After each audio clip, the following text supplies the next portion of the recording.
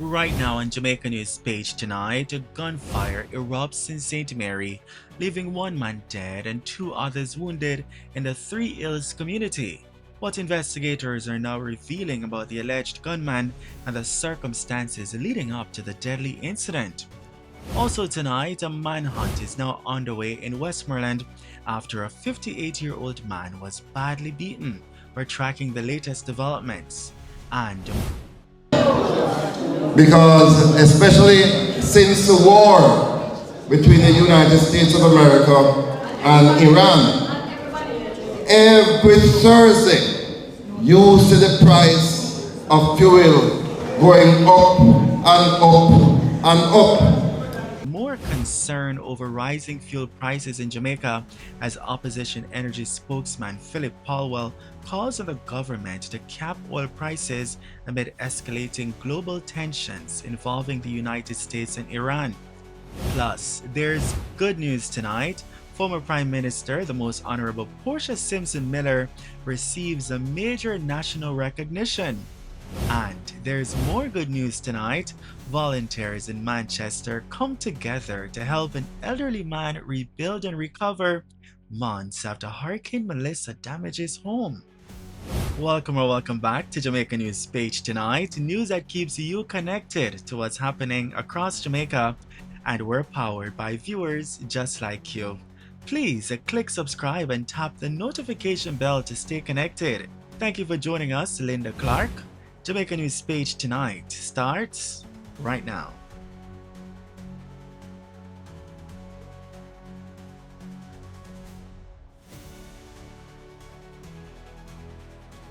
We begin tonight in St. Mary, where one man is dead and two other people are recovering in hospital following a shooting incident in the Liberty Estate community of Three Hills on Monday night. According to preliminary reports, residents heard loud explosions and cries for help shortly after 9 o'clock. Investigators say a resident, who is also a police officer, reportedly went to investigate after hearing the disturbance. Investigators also say the officer allegedly encountered a man dressed in dark clothing and armed with a firearm approaching him. An exchange of gunfire reportedly followed. The armed man was later found suffering from gunshot wounds. A firearm was reportedly seized at the scene. He was transported to hospital where he was pronounced dead. However, investigators later discovered that before the confrontation, the gunman had allegedly forced his way into a room above a bar in the community and opened fire on two individuals inside before fleeing the area. Both victims are rushed to hospital for treatment. Their conditions have not yet been disclosed. Investigations are ongoing. Now to Westmoreland, where police have launched a manhunt following what investigators describe as a brutal domestic dispute attack in Grange Hill. Authorities are searching for a man known only as Javere, who is accused of allegedly breaking into the home of his former girlfriend's new partner and viciously assaulting the 58-year-old man. Reports indicate that the suspect allegedly used the handle of a handgun to beat the victim after the weapon reportedly failed to fire. The victim remains hospitalized in serious condition as police continue their search for the suspect. Investigators are urging anyone with information to contact the Morgan's Bridge Police at 876-955-1375, Police Emergency 119, or the nearest police station. Meanwhile, new developments tonight in the shocking murder of Pepin Market manager Colleen Bernard. The man accused of carrying out the deadly attack has succumbed to his injuries. Area 4 Commanding Officer Assistant Commissioner of Police Michael Phipps confirmed on Tuesday that the suspect, known by the alias Crampy, died on Monday while under police guard in hospital. Bernard, who was employed by the Kingston and St. Andrew Municipal Corporation, was gunned down last Friday while collecting market fees at the Pepin Market in St. Andrew. Investigators say she was pounced upon and shot multiple times in broad daylight, sending shockwaves throughout the market district and surrounding communities. ACP Phipps says police will now be increasing and maintaining their presence in the area as tensions remain high. I would want to reassure members of the public who either do business or traverse the Pepin market and its immediate surrounding areas that they can feel free to come and do their regular business because our officers, as always, have been out in our numbers in these particular areas. And of course, on the heel of this incident, we will really try to make added presence in and around the market just to make sure that our public feel free to come into the market space and to do business, or generally to traverse that particular space. We're so sorry to learn the death of one of our workers, Colleen Bernard. She was a good worker, and on Friday when we heard, I led a team to the home and also to the market, Papine Market. Nothing much could be done at that time. We have allowed the family to be mourning. They were grieving, and we'll be going back there. It was a senseless killing for someone to walk into the market and shot her and then try to escape. I want to commend the police who sought the criminal, and they caught him obviously, and we are waiting upon the investigation. I'm just appealing to the community of Mona Commons where Colleen had lived to just allow us to wait until the outcome of the investigation. Because you know, in situations like this, persons tend to want to put their own analyzing the situation, and we don't know, and I'm waiting on the police to give us a feedback on that. Looking up security around the market. Well, clearly we have to look at that. We also have to look at how we provide some support, not only for the families, but for the staff of the Papine Market. New tonight, a 20-year-old man has been charged after police say a woman was attacked inside her home while she slept in Spanish Town, St. Catherine. Charged is Javon Nemhard, otherwise called Jimbo or Spanglers, of Veta Close in Spanish Town. According to investigators, the incident occurred on Monday, May 18 at about 1:30 in the afternoon. Investigators say the woman was asleep inside her home when she was awakened by Nemhard allegedly holding her down on the bed. Authorities allege that the accused physically assaulted the woman. The woman reportedly managed to escape and raise an alarm before police were summoned. Nemhard was later arrested and charged with burglary, attempting to choke in order to commit an indictable offense, and assault occasioning actual bodily harm. He's scheduled to appear before the St. Catherine Parish Court on Friday, May 29. In other news tonight, opposition energy spokesman Philip Paulwell is calling on the government to impose a ceiling on oil prices amid steadily increasing fuel costs linked to global tensions. Mr. Paulwell made the remarks while addressing the Springfield Annual Divisional Conference at the Vauxhall High School on Sunday. Because initially the minister said that they had put a ceiling on the increases and that he's going to move the ceiling. But I'm wondering when the price increase will reach the point where it doesn't represent a burden on the government, and whether or not we haven't reached that point where the government isn't trying to recoup and to make profit on the misfortune that this world is facing with the price of oil skyrocketing. I'm keeping a tab, and I'm hoping that the government isn't going to try to use this opportunity, nor that the refinery. I made it known over the last 2 years, in 2023 to 24, the refinery lost 4 billion Jamaican dollars.